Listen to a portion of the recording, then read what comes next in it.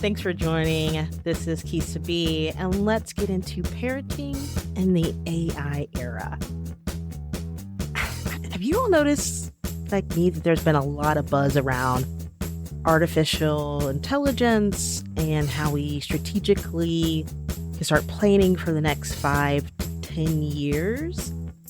And it just seems that rhetoric and that discussion has been intensifying a lot lately. I think that is because the technology has increased and is increasing. And there is no denying that there will be an impact to our current societal structures, how we engage with each other, the job market, economics, that will happen as AI continues to create tools for us to use every single day, like we continue to use today.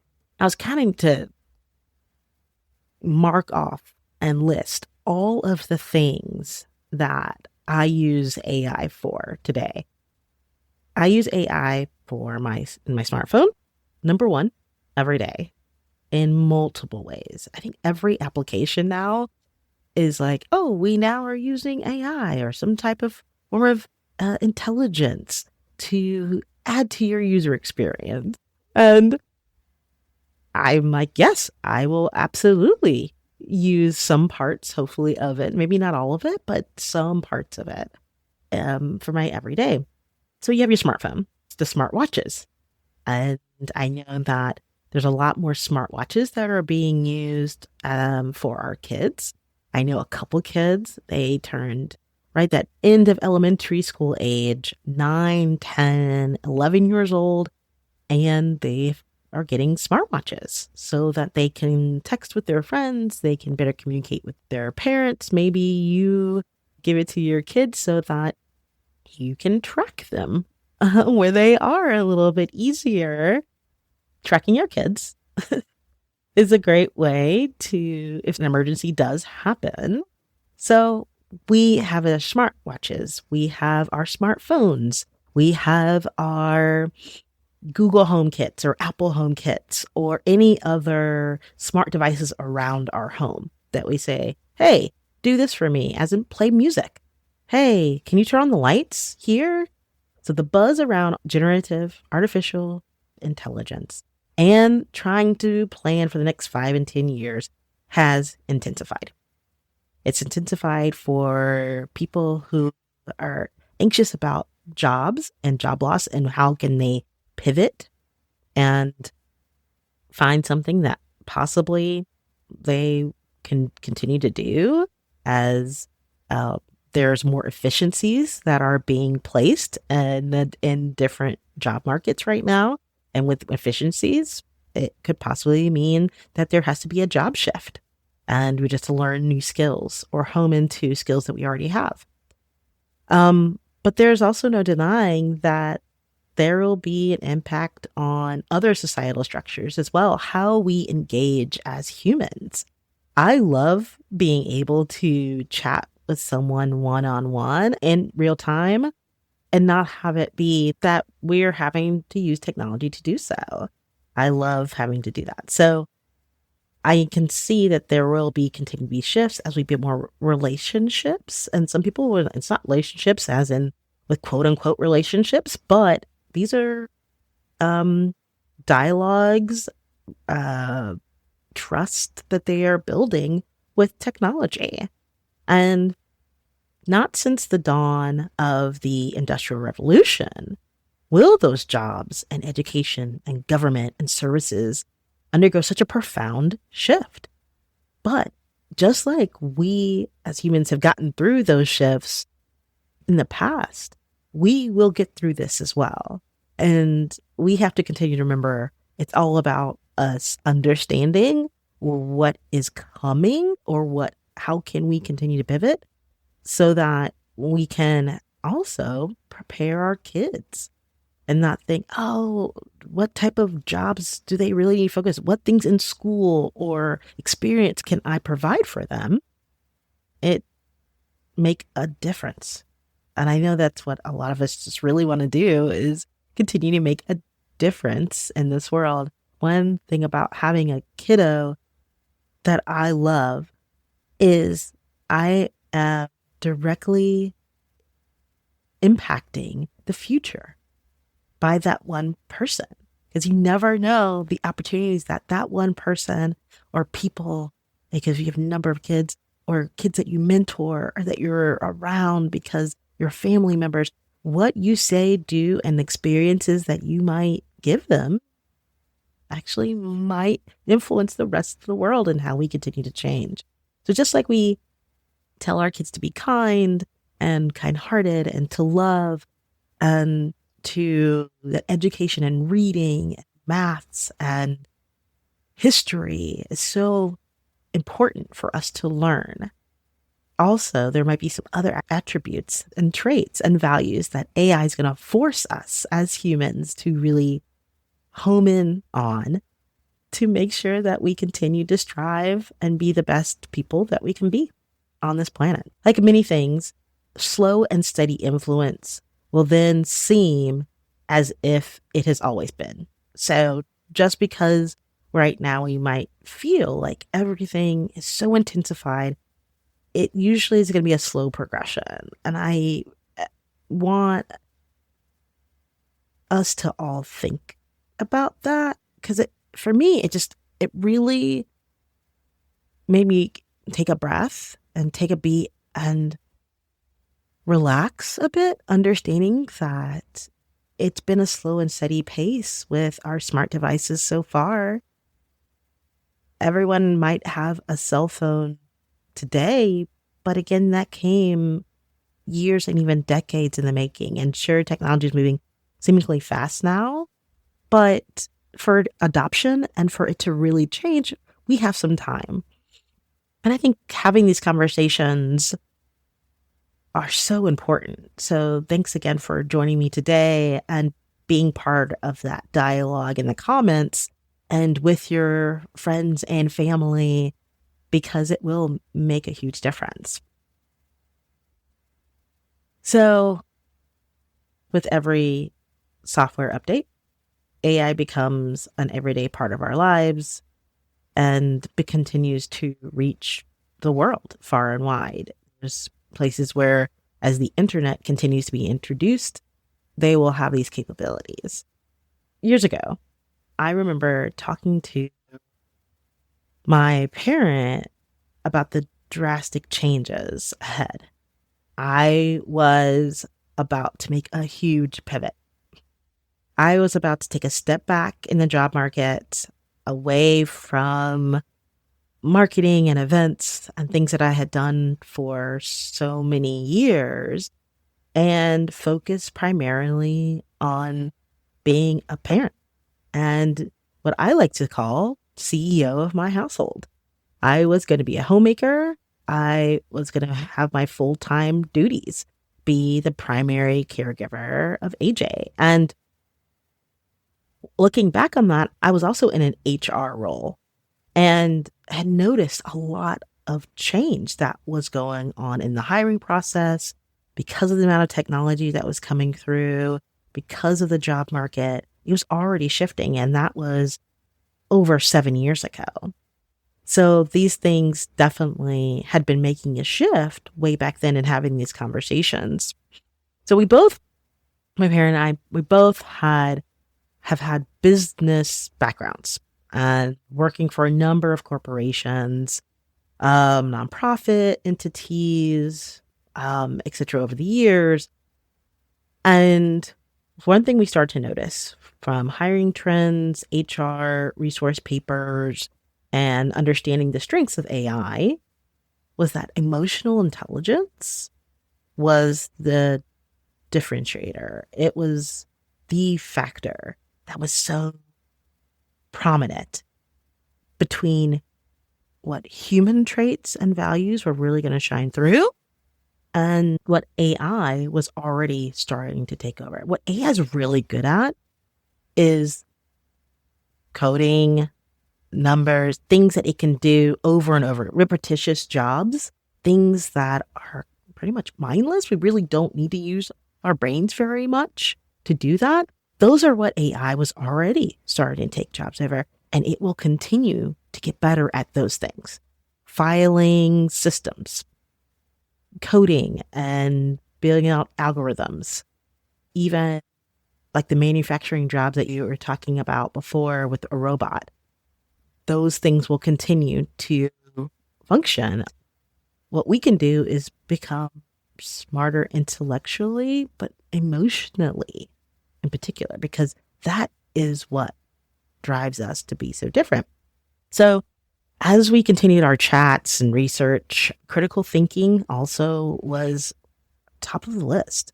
Something that we do that is separate than any other animal, as well as what we can do so much better than AI right now, is think through all the different scenarios.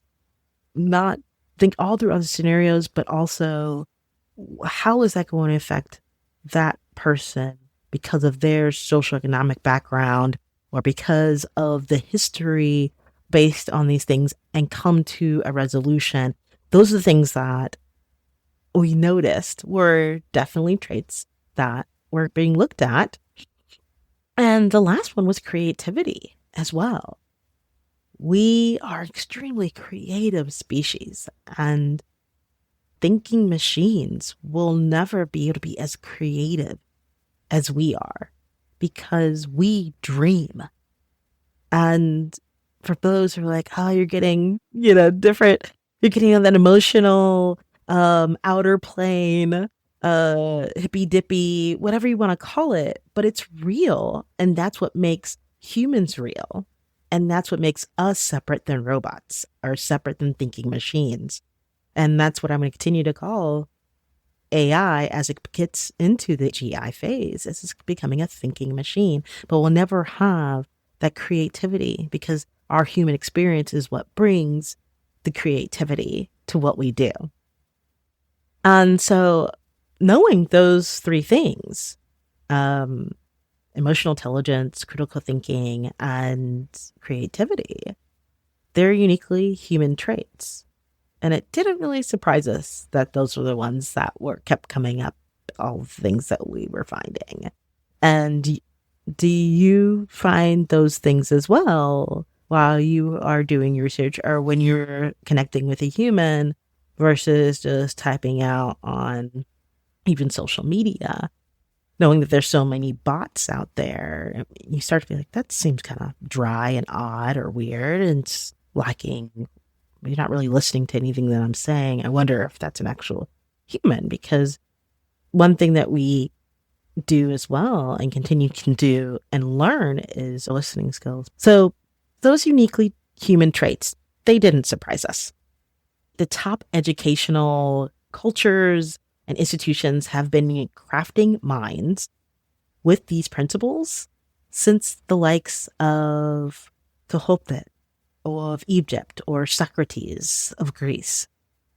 And those things are what top educators in places like Harvard, Yale, even private schools are teaching kids today, because those human traits always made us stand out when they have those.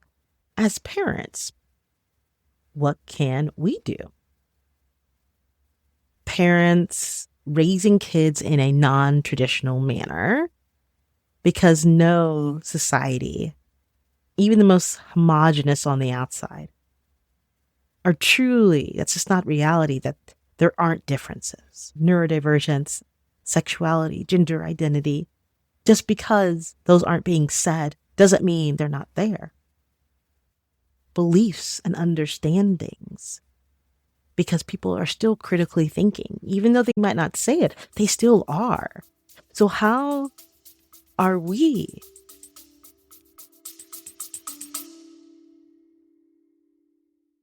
All right, quick pause, builders. Wherever your family is in this journey, here's something worth 2 minutes of your time. QFW Travel is live at qfamilyway.com/travel. It's a free tool that scores 29 countries across 5 safety factors built specifically for families like ours. legal protections, healthcare, racial equity, political stability, and cost of living, plus everything else you can think of. Take the free quiz, no sign up required to start. See where your family could really thrive. That's qfamilyway.com/travel. Now back to the show.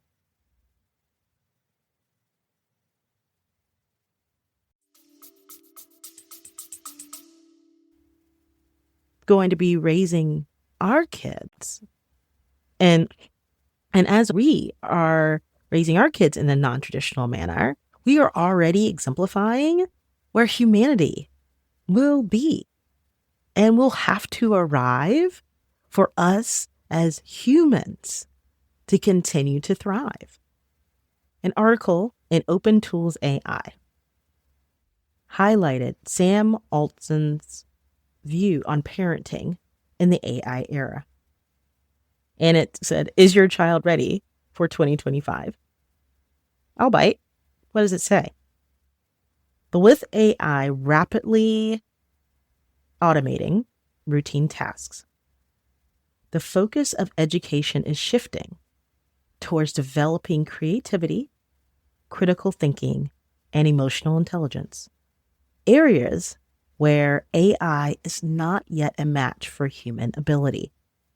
Sam Altman's insights suggest children will grow up in a world where technological fluency is a baseline expectation, necessitating a re-evaluation of educational paradigms. Preparing children for an AI-dominated workforce means emphasizing adaptability and lifelong learning, ensuring they can navigate the profound shifts AI is expected to bring. That is exactly what everything that I have been reading and looked into, possibly you've been reading and looked into for almost a decade. It has been highlighting that we as parents need to emphasize adaptability and a lifelong learning, and instilling certain traits that will always be human traits first, and that is creativity, critical thinking, and emotional intelligence. So the most that we can do is spend time together. We can continue to have undistracted time with our loved ones and in our communities. Talking, laughing, expressing. These two are genuinely human traits that will transcend and influence the younger generation when they see us listening to each other, talking to each other in real life, in real time. When they see us experiencing things together, going on holidays together, traveling to other cultures, experiencing other religions, building up resilience and adaptability, because you have to be adaptable when you go and travel to other places that you're just not familiar with. How do I navigate the streets? How do I use mass transit if you're not used to that? How do I get on a bike or have to walk, find the nearest store that when I need to have something for my kid while we're traveling, like a medication or a certain type of dietary need? Because building up emotional intelligence and adaptability happens with human engagement. That's what I'm reading here. That is what I've experienced. And that is what I'm talking about when I'm out at playgrounds. And if you think that you can't find that in your community, then branch out. Explore on your own, because your kids ultimately learn a hell of a lot from us before they learn from their peers. And that is what builds a human existence. Every podcast, every book, every other thought and leader or enthusiast is talking about, from the CEO to OpenAI to Jeffrey Hinton, which is considered the godfather of AI. They're vocal supporters of regulation of AI, but they also agree that these common attributes, vital to humans thriving, will also be the ones that will influence education and jobs in the future. So, what do you do every day? We can feel the void with asking each other to share the funniest moment that we had recently. We're sitting down, maybe at dinner, with no judgment on what's shared, just sharing those ideas. Or ask the question about a favorite place to travel if you could go anywhere, because that also leads to creativity. So there's also an aspect of social capital. And I think that will become even more of a precious commodity to be looked at, especially on a more worldly level as we continue. Because social capital, as defined, is part of our human capital. So it includes education and social connections. And on that social level, we could think of it as also our communities, our social norms, our institutions.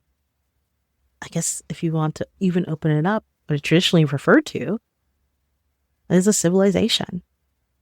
And so the more that we continue to emphasize the importance of our human capital and our social capital versus just the very tangible assets that we have, like financial assets or those wealth building assets we talk a lot about, I think the emphasis is going to be even more on how our human capital and our social capital can help a very precious commodity of how we build relationships in real life and those social aspects, so that we continue to network and get to know more people for them being themselves, but also for all the ways that we as humans continue to barter and thrive and are happy in our society.